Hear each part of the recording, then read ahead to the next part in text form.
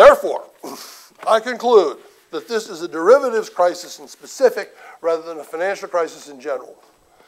I believe that the media and our government have refused to belly up to the bar and call it the derivatives crisis that it is because they don't want to scare anybody.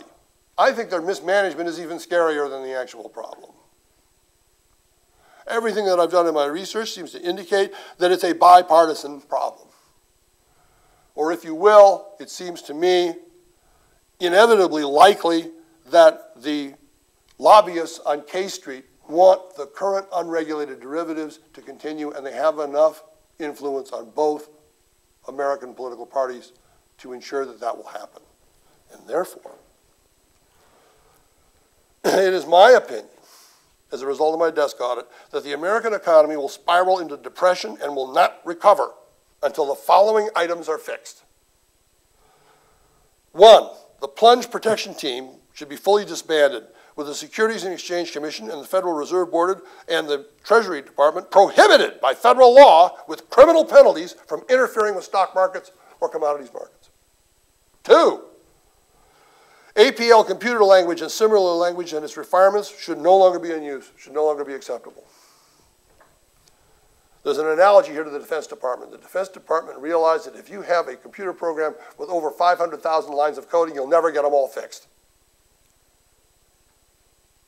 This is critically important to all of us because in those days when they did that study, the Cold War was still on, and several occasions from the computerized North American defense system, the computer said, go to World War III, launch missiles against the Russians. We didn't do it because the generals in the Pentagon and in the Situation Room correctly and wisely assumed that this was a glitch. When you get to a certain program of certain length and complexity, you never fix all the bugs. It was costing them $1,000 a line to check it. They still didn't get them all.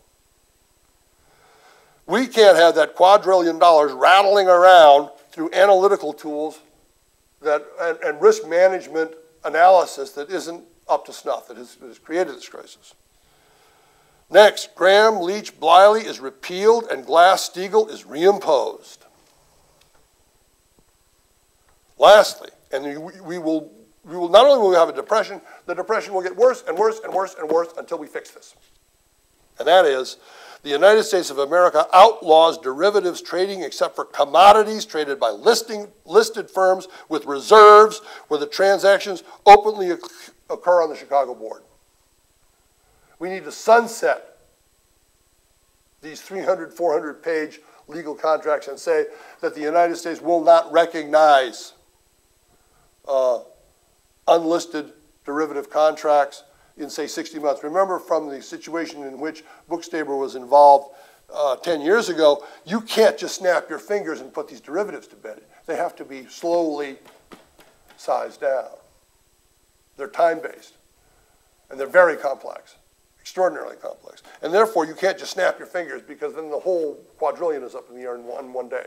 You've got to slowly pace it down. So you've got to sunset it rather than immediately. I would like to immediately outlaw it, but it's just too punishing. It's too violent a financial action to take. But if it's not a commodity traded on a listed firm with reserves under the Commodities Board, Chicago Board, it shouldn't be recognized in the United States, and we should ensure that our banks have their insurance and their federal deposit insurance taken away if they continue to involve themselves in such businesses or continue to offer insurance or continue to offer stock brokerage advice to their bank customers. We've got to reestablish those fire breaks.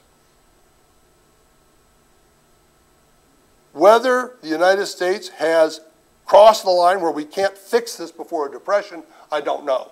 What I do know, having lived in the Washington, D.C. area for nearly 20 years in my lifetime, is that I believe that only a depression will get our legislators on Capitol Hill to defy K Street, ignore the financial lobbyists, and do the right thing. And it is my opinion that Congress will not enact these corrections until a full-blown depression is manifest.